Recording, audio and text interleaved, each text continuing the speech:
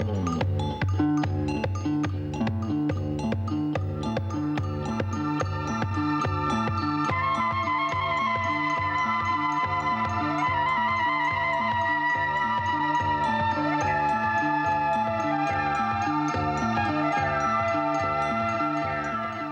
30,000 years in Australia, the hunting skills and survival techniques of the original inhabitants, the Aborigines, are rapidly disappearing.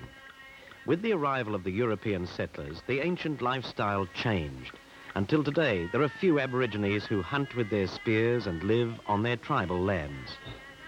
During the dry season of 1976, I camped with a small group of these people in the central Kimberley region of Western Australia. And this film is a record of my experiences with these remarkable people. It all started back in 1971, when I drove through the Kimberley while producing another film called Follow the Sun. This time, I'm hoping to retrace my original route and reach the far western coast, to fish for barramundi and visit an Aboriginal friend of mine, Wattie Nurdu. Wattie has recently resettled his tribal lands, establishing a cattle station, and I'm interested to see how he's progressing. Some of Wattie's relatives are camped along the way, and I plan to stop at their camp and get a report on the track west. There's the camp now, just ahead. Everyone greets us as the Land Rover slows to a halt.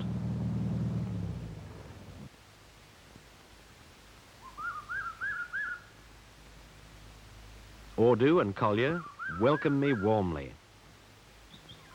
Kim Allen, my travelling companion, is most intrigued by the kangaroo, cooked, wrapped, ready for delivery. Almost immediately, I'm confronted with the problems ahead. Collier explains that the track through to the coast is in a terrible state. The last cyclone washed out long sections, and many large trees are down. There's no way we can get through towing my boat. If I want to see Wattie and catch those barramundi, we'll have to return south and travel up along the coast in the boat. But before turning back, we're invited to stay a while in this camp, and as it turns out, it's an unforgettable experience. These people, members of the Worora and Narinjin tribes, have recently left the towns and returned to the bush, to work, to hunt and find peace. Daily, the men go off looking for game and rarely return empty-handed. Spears are still used, although the rifle is fast replacing them. Ordu has just brought in 2 wild turkeys. This will be the main meal for the day. It's now late in the dry season, and there's always a chance of an early thunderstorm. So Kim collects large sheets of paper bark for a shelter. This is the material that the Aborigines have always used for bedding, for wrapping possessions and food, and for housing. Within half an hour, Collier has shown Kim how to build a secure and highly functional hut. Until recently, these dwellings were always constructed during the wet season. Another skill that is rapidly dying out is the manufacture of spears. Here, Collier is using a kangaroo bone to flake a piece of quartz, producing a razor-sharp spear tip.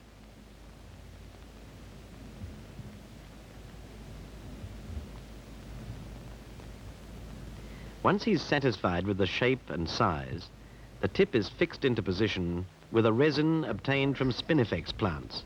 The resin is soft and pliable when hot, but as it cools, it hardens to hold the stone tip securely in place.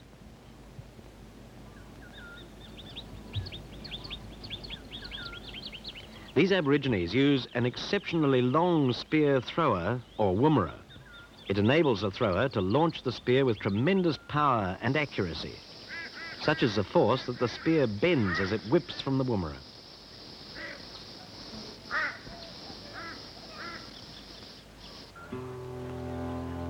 When the men hunt, they prefer to travel in groups, seeking out kangaroos and other animals. This party's just located a flying fox colony. They don't use their spears to hunt the bats, preferring to hurl short, well-balanced sticks at their prey.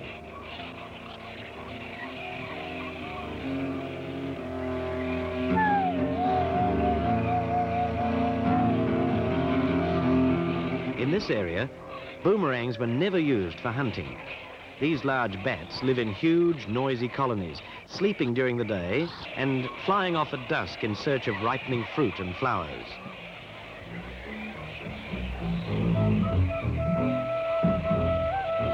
When surprised, flying foxes take off screeching. Any that swoop too close to the ground or fail to gain height crash awkwardly into the treetops and are quickly and skillfully knocked down.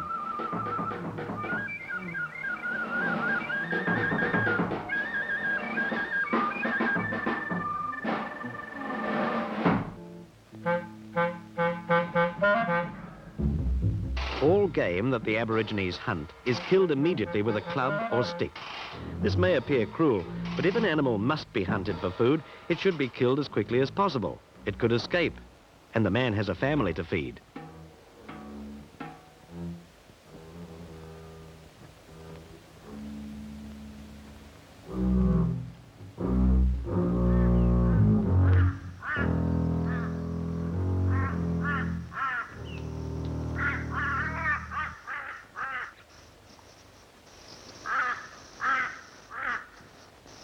The bats are not skinned or cleaned in any way.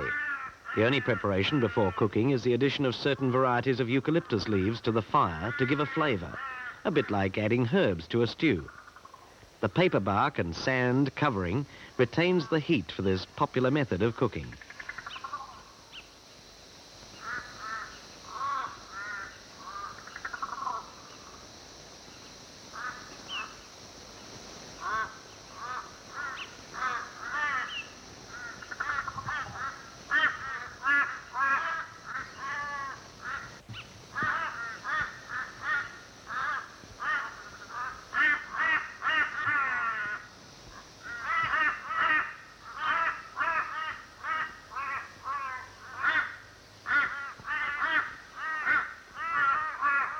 An hour later, dinner is served, and it's obvious that the Aborigines prefer their meat rare.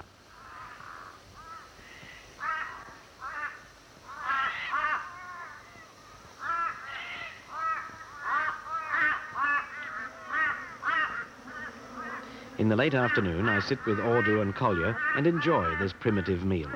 Flying fox is an extremely rich meat, and although I find them tasty, I do like them prepared with a little more care, skinned, roasted and curried.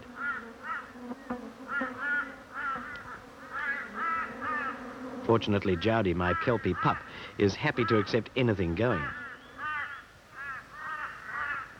After tea, Collier gives his pup a drink of water and a shower. The pup is not impressed with the cool treatment.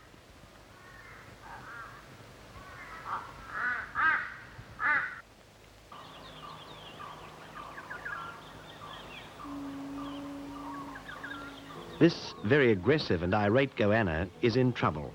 The Aborigines want him to eat, and I want him alive for a museum specimen. For a few minutes, it looks as though the goanna will be the winner. But then he dives for his burrow. Ordu is determined not to let a good feed escape him, and for the next 2 hours, we dig. Ordu listens for the slightest sound, and at last pinpoints the exact position of his quarry and digs straight down. And now Ordu applies a little science. Reflecting the rays of the sun from the top of his cigarette tin into the hole, he sees the end of the tail just where he wants to grab it.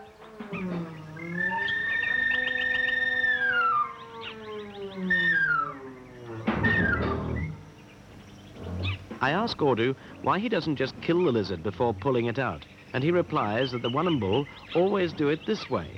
Another tribe, over near the Fitzroy River, kill the goanna in the hole. So once again, I find an example of the complex laws covering all aspects of the Aboriginal way of life.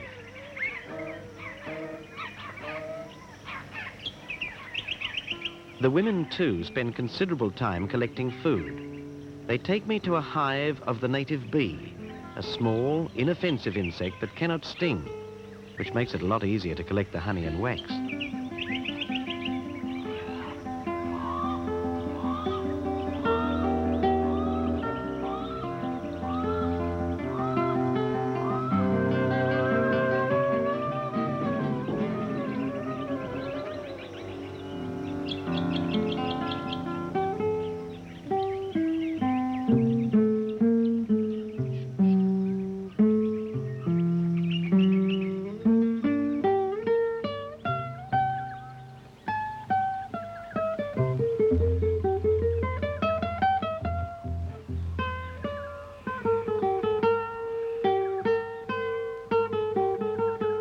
The honey, or sugar bag as all Aborigines in the north call it, is a favourite food.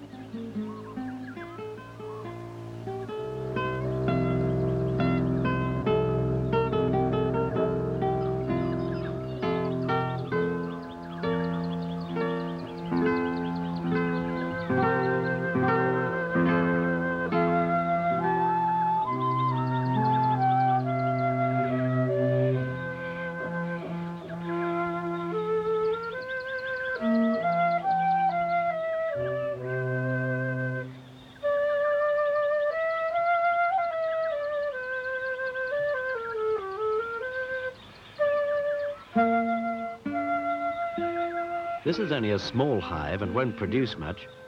When the honey is eaten, the wax is collected for use in the manufacture of artifacts.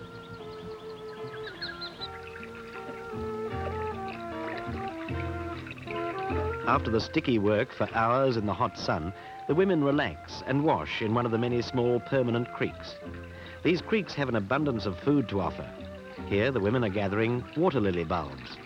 The stem below the small, narrow yellow flower on the surface is followed down to the bulb below in the mud.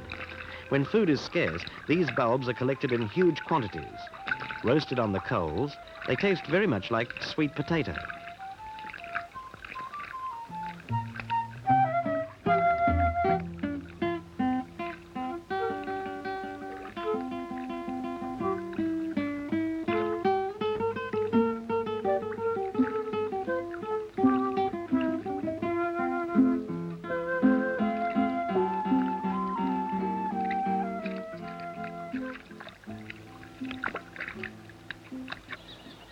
Ordu, Jomari and Ardi have been out hunting and have arrived back with a kangaroo, the main source of meat for these people.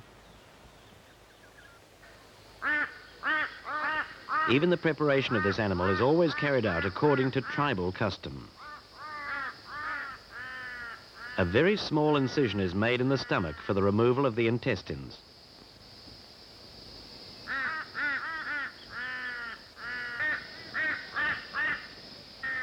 Ardi excavates an oven deep enough for the carcass.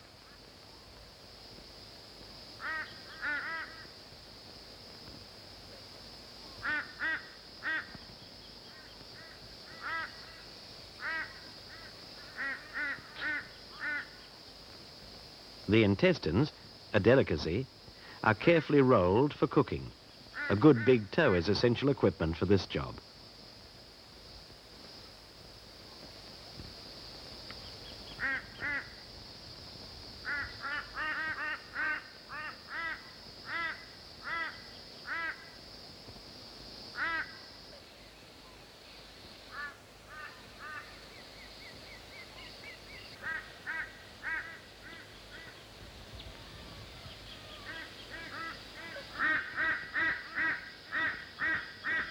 Wood, selected for its heating properties, is fired beside the oven to produce very hot coals.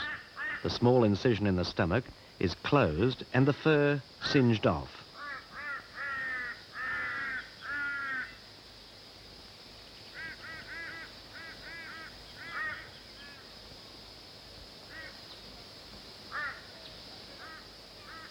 The tail, which will be cooked separately, is removed with an iron-tipped spearhead.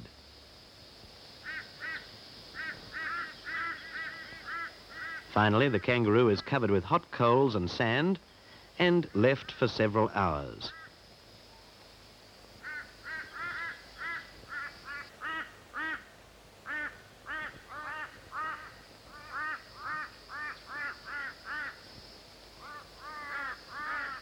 Remove the sand and dinner's ready.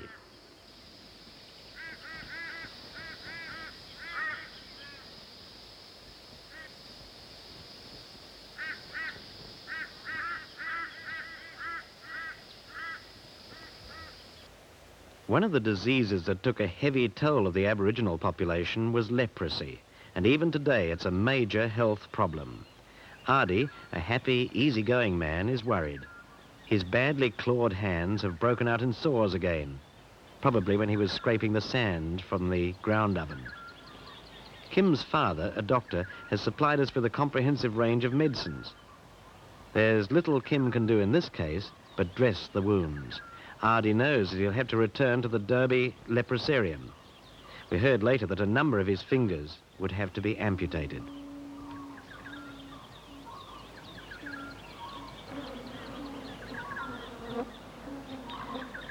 Female kangaroos are better for eating, but it's the big males that are prized for their tail sinews, for the bindings used in spear making.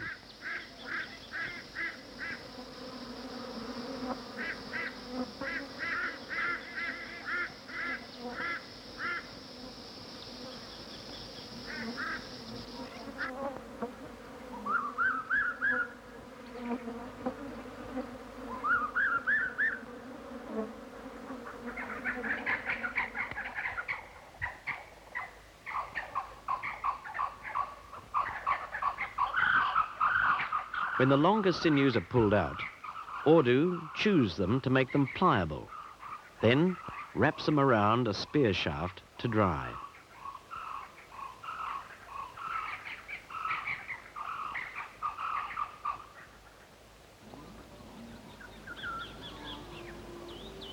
Before a female kangaroo is cooked, the longer, whiter fur is collected for spinning. Sand is rubbed into the hair to give it a better grip.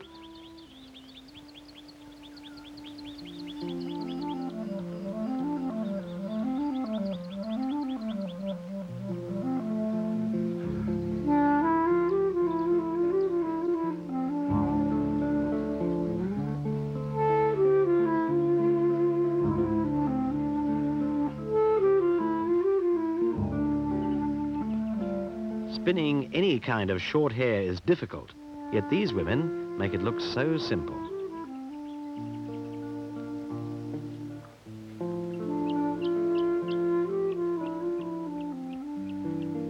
Before European clothes were introduced, every adult wore a pubic covering made from spun kangaroo fur attached to a plaited human hair belt. Today, these are rarely worn except by the very old or during ceremonies.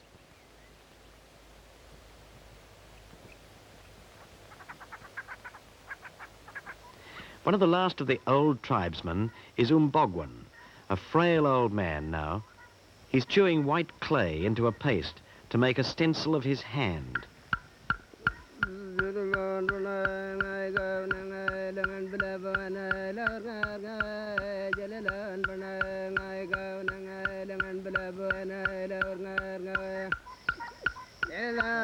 Aboriginal stencils have aroused considerable interest throughout Australia because they're more commonly found than any other type of cave painting.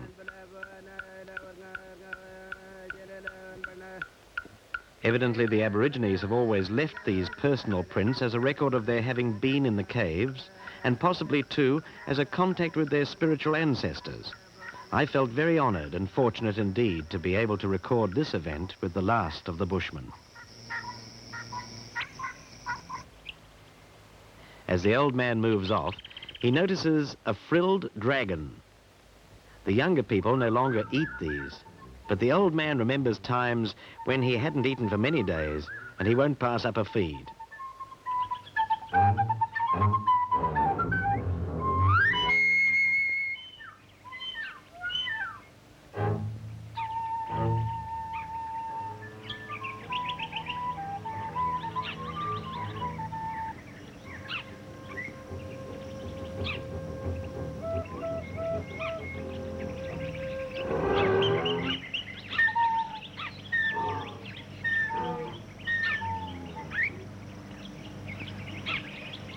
In time, this pictograph will fade and disappear, just as the tribes and their culture will finally vanish. The oldest woman still active in the camp is May Wangan. She twists bark into string for binding the handle of a stone axe that she's making for me.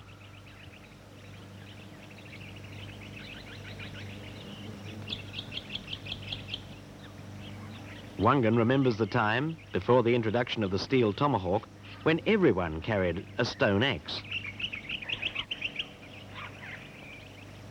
In this tribe, Stone axe making is women's work, and Wangan fashions the article skillfully, using the sweet-smelling beeswax that we collected earlier.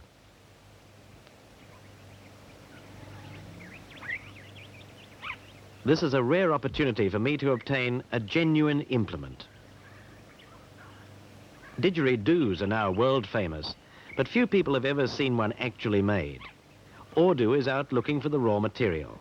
Wandering from tree to tree, he looks for signs of disease in the leaves and taps the trunk, alert for a hollow sound. Termites, often called white ants, live in colonies, gradually eating out the core of a tree.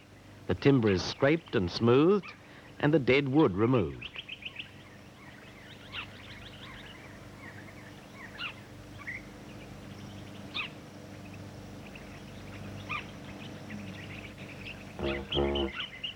Red ochre, or a mixture of charcoal and tree resin, is used for colouring.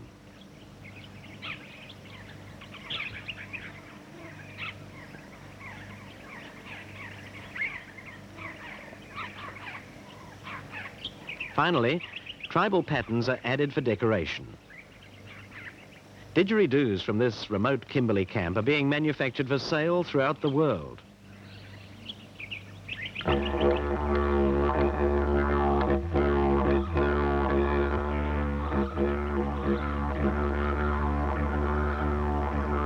From time immemorial, the Aborigines have engaged in controlled burning to make it easier for walking, to flush out game, and to attract certain species to the burnt-out areas.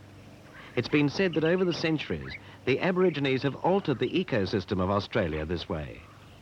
Ordu is burning not far from the camp to attract bustards, the big wild turkeys.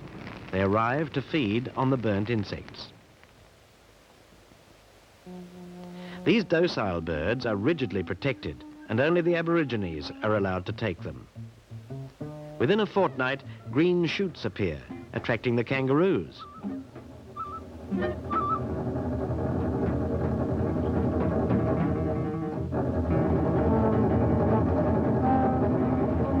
Two of the young men are going to hunt them. Before they go, Yalgodi and Narinjin rub ant bed over their bodies, partly as camouflage and to disguise the human odour which the kangaroos would detect on the wind.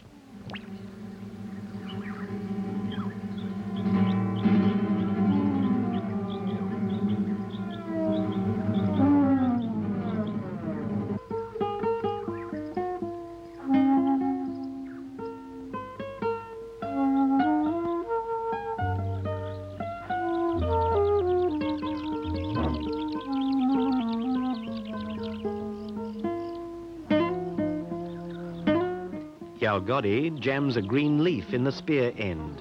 This will stop the wood squeaking, and the spear will fit the woomera more securely.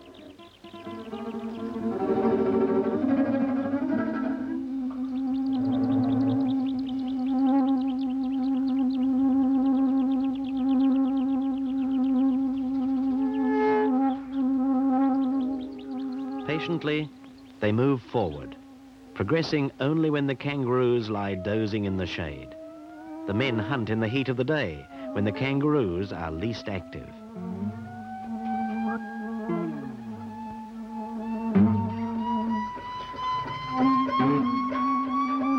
Ahead in the long spear grass is a big roo. But it spots them. Spears fly, and the chase is on.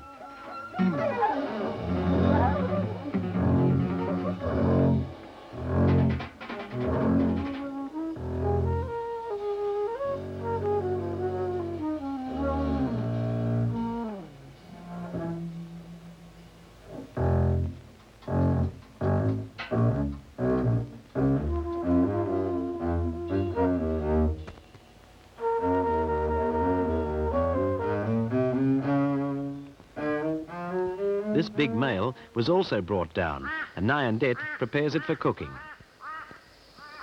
He rips out the liver, then unselfconsciously satisfies his thirst and hunger.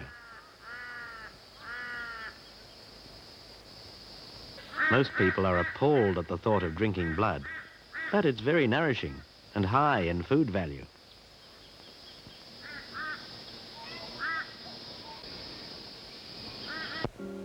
Towards the end of the dry season, the beautiful Kimberley billabongs make a cool contrast to the dry plains and stony country. There's nothing like a feed of water lilies to balance the diet.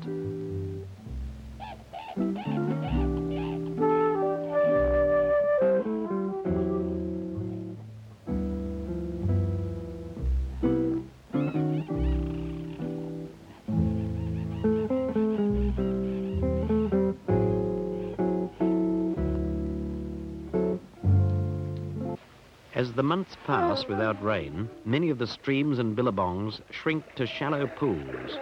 The crocodiles, turtles and the fish can be pursued, and for a time the Aborigines hunt them relentlessly. Ordu and I are after black bream, a common fish and good to eat.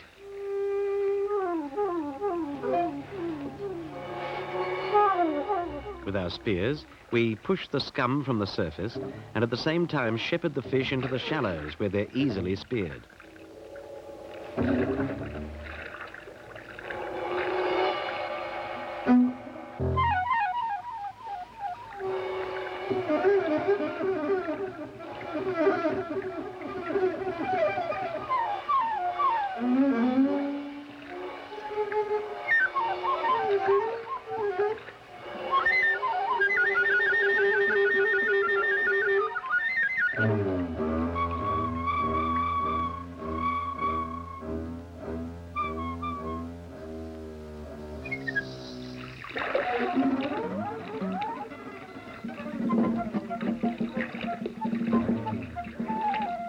A turtle hunt is always good, clean fun.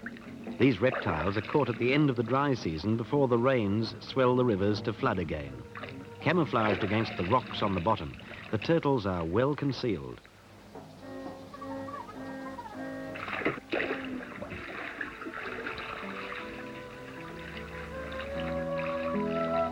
We form a chain across the pool, groping along the bottom. As the turtles double back past us, we grab them.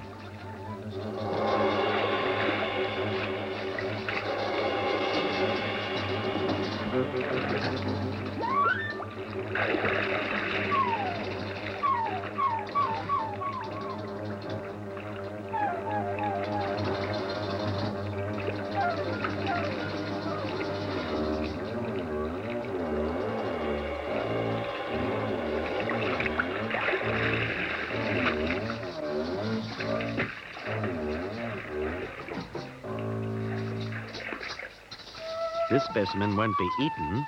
It's off to the Australian Museum in Sydney.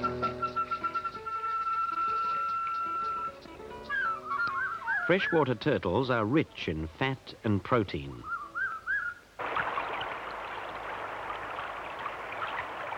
The most dangerous reptile hunted in the backwaters is the crocodile.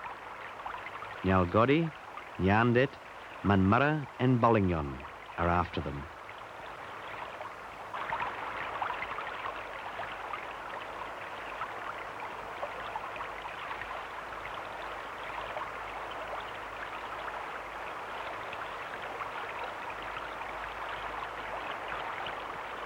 The crocs sun themselves on sandy banks and at the slightest hint of danger, hurtle into the water.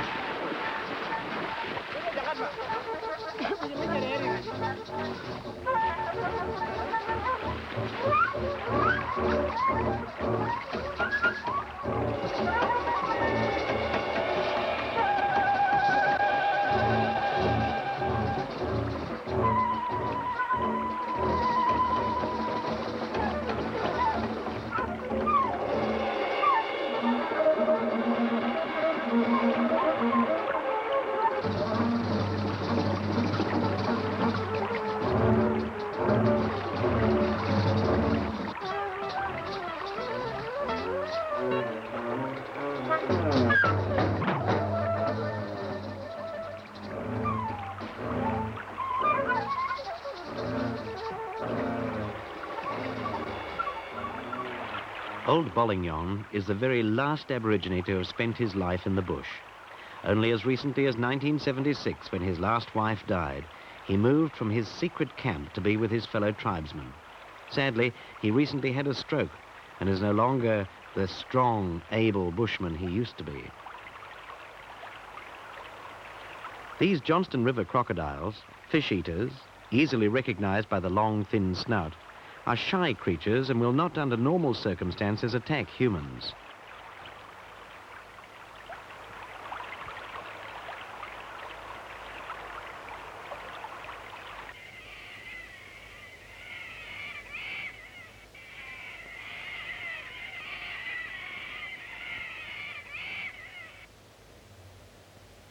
Back in camp, Ordu is preparing fire-making sticks. First, a groove is cut into a long piece of wood, then another longer, straight piece is rounded at the end and fitted into the groove. The stone is used to collect the glowing wood dust.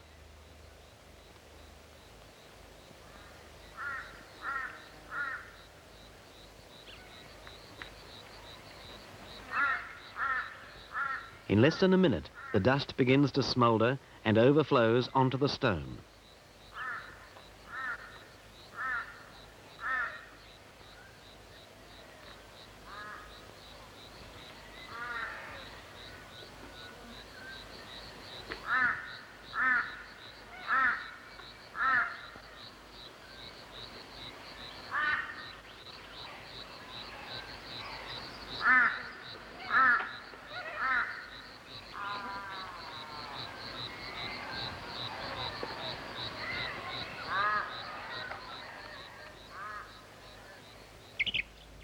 When the Aborigines live in the towns, there is little traditional singing and dancing. Usually they're too despondent because of the overwhelming social problems, especially the excessive drinking. Out here in the bush, there's a different atmosphere, and the people often sing and perform corroborees. Dullen is preparing paper bark for a corroboree that is to be held in a few days' time. The string that she's dyeing will be used to hold paper bark hats in place.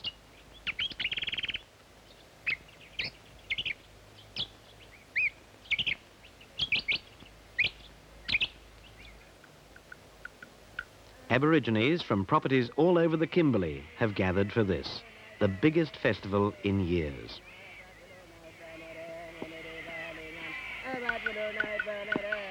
No sacred dances will be performed. It will all be purely for fun, and everyone's in high spirits.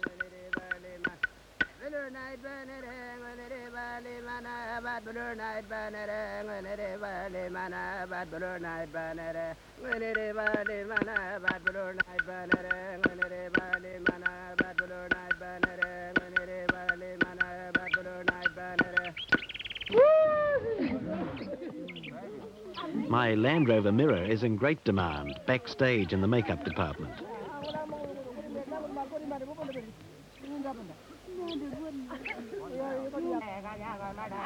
When the sun is low and the heat of the day past, the dancers move to an open area near the camp and the story begins. In the northern Kimberley near the coast, two warriors meet and exchange greetings. They decide to join forces to see what they can find.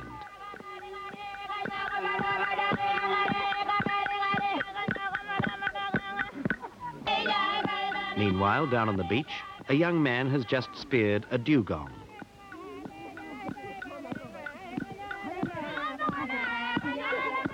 He wakes his old and feeble father and tells him the good news. The old man is delighted. He picks up the dugong and they head for home to feast on the fresh meat. On the way, the warriors, having assembled a war party, confront them and carry off the dugong, leaving the frail old man and his son with nothing.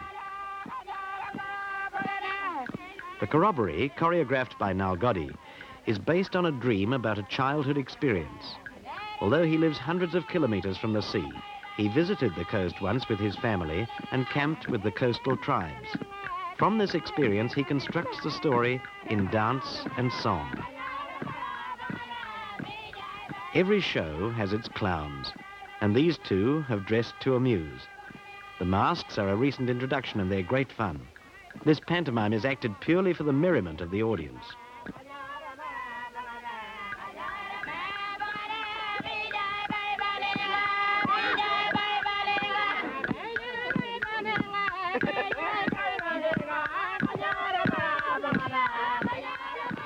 dancing, a farewell to us, continues late into the night.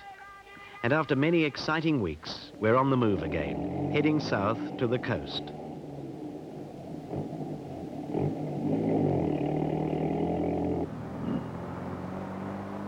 Out on the plains, south of the Kimberley Ranges, we drive through a blazing scrub fire.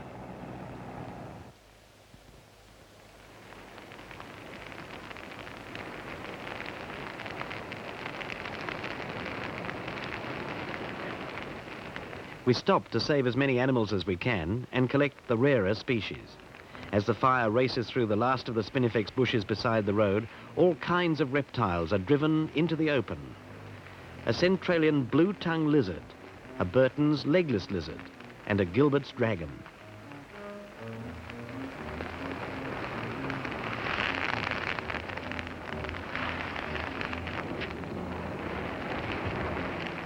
This black-headed python is lucky. Bewildered by the heat, it actually heads back into the burning spinifex, then retreats just as Kim comes to its rescue.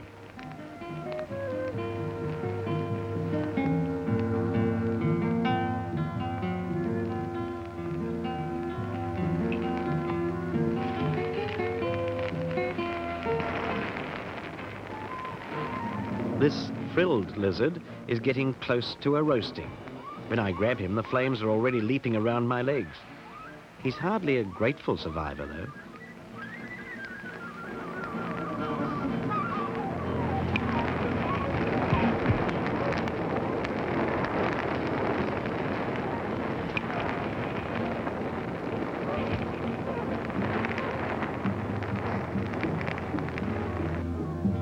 These common but rarely seen Burton's legless lizards are quite harmless. They're often killed, mistaken for snakes.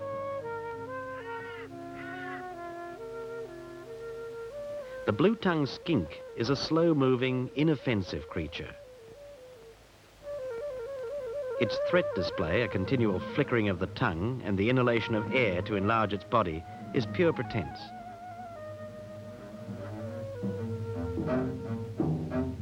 Hundreds of these skinks are driven onto the road.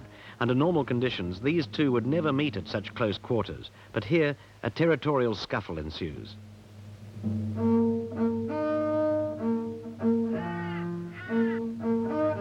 As soon as the flames subside, and even while the blackened aftermath still smoulders, the reptiles scurry back into whatever cover they can find. To stay in the open would mean almost certain death. Hovering overhead are the scavenging hawks and crows.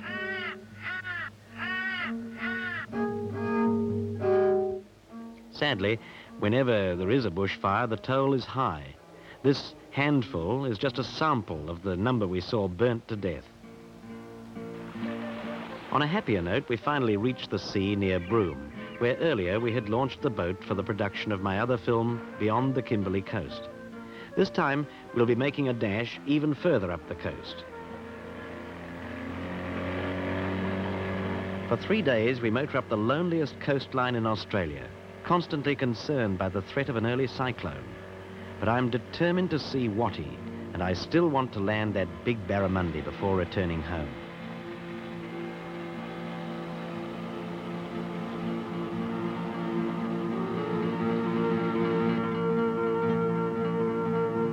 At last we reach Munger at the top of Walcott Inlet, 80 kilometres from the sea and still under tidal influence.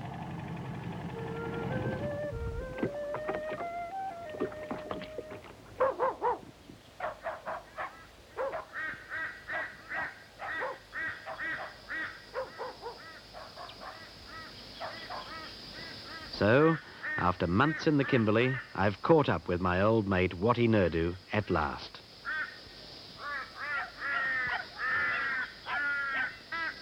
Wattie is known and respected throughout the Kimberley for the exceptional man he is. We celebrate our arrival with a feed of witchetty grubs, although they're more of an entree than a meal.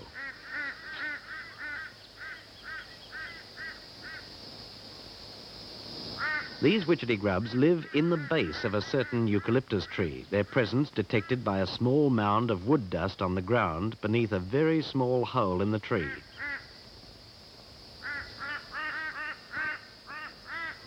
Witchetty grubs can either be cooked or eaten raw. The body is sweet with an almost almond-like flavour, but don't ever eat the head.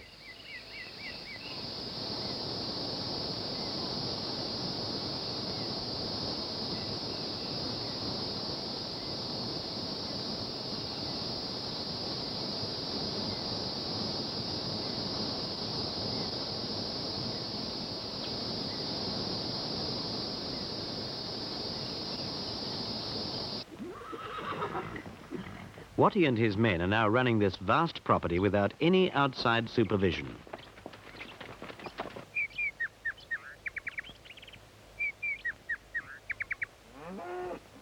At the present time, they're mustering wild cattle, branding, and fencing. The horses and breeding bulls were purchased with a government grant and brought in by barge along the coast, the same way that we've come. The Aborigines are all expert stockmen, and for the first time in many years, they're back in their tribal lands. Ironically, this range, now called Pantogen, was originally a government feeding station set up to pacify the fierce Kimberley tribes. It was abandoned in the 40s, and the Aborigines left the area for good. Watty has returned to resettle the land permanently. The stock is in poor condition at the end of the dry season, but this is normal for Kimberley cattle. They'll fatten quickly once the rains bring out the lush natural pastures. Calves are earmarked, branded, and the bull calves castrated.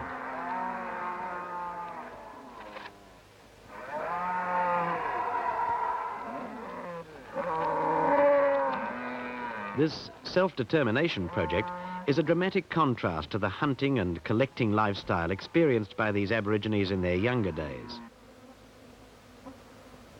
Even their basic diet has changed. These days a bullock is slaughtered and the meat salted. This old pensioner's job is to keep plenty of smoke billowing to keep the blowflies away from the drying beef. And traditionally, in the bush, you always have damper with salted beef. Watty demonstrates the real old-timers method. Plain flour, water and baking powder, cooked in the fiercely hot coals. It's an art acquired only with long experience. Dust it off with a tea towel, and it's ready to slice. Throughout the trip, we obtain museum specimens and at times record information about certain animals in the least known areas. Kim has returned with a spotted native cat. Because of its nocturnal habits, this small carnivorous mammal is rarely ever seen. It hates the sunlight and with a flash dives for the cool sanctuary of the rocks. In this remote area, there are still many little-known rivers and gorges. We leave Watty's camp for a few days and journey by boat to the Charnley River Gorge. It's now over 30 years since the Aborigines left this place, and today, even the wildlife has lost its fear of men. This Merton's water monitor is a typical example. It climbs from the water to stare inquisitively at me.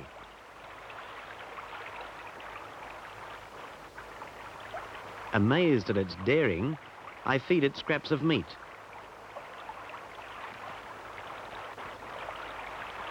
These goannas are very timid, but because this is still a complete wilderness, I'm able to approach and photograph this reptile without it showing any sign of being unduly perturbed.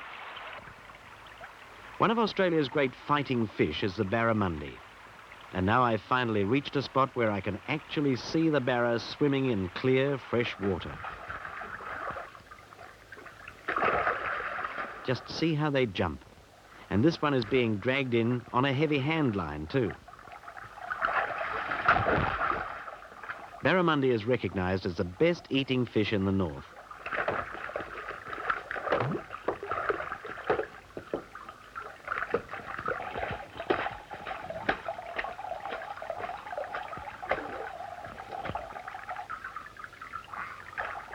Kim has never fished with a spinner before, but within minutes of his first cast, he's hooked a fighter.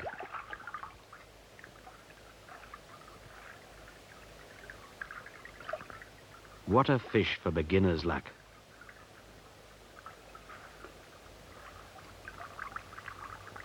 Keen to get amongst the action, I drag out my light telescopic rod. The spinner hits the water, and I've hooked something big.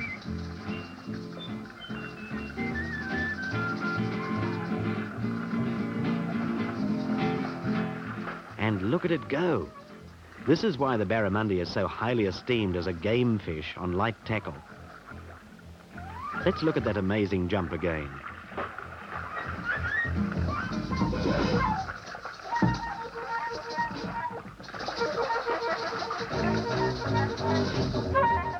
I've known fishermen who have tried unsuccessfully for years to land a barramundi like this one. They have a remarkable ability to throw themselves clear of the water. This sight is the ultimate thrill for a fisherman.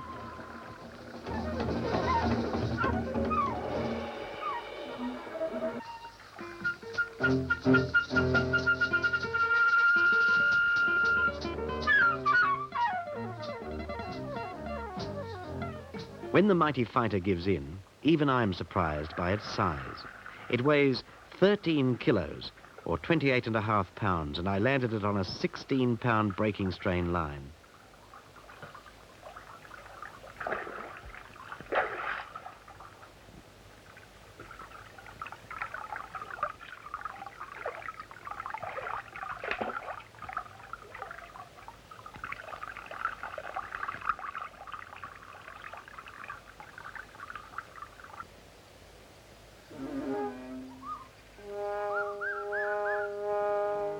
But we must return south. The neap tides have started, and it's time to get our boat well out of the inlet, or we'll be stranded here for over a week. With the cyclonic season due to start, this could become a dangerous situation.